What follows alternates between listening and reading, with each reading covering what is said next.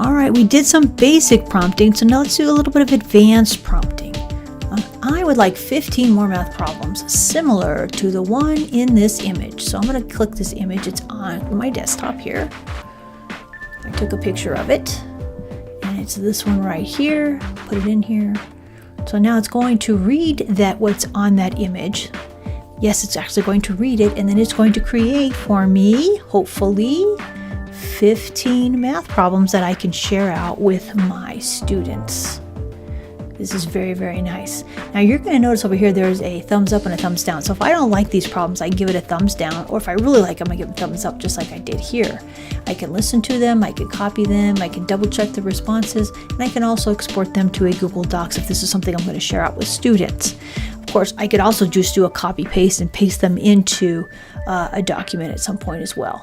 But I might as well export it if I'm going to copy paste.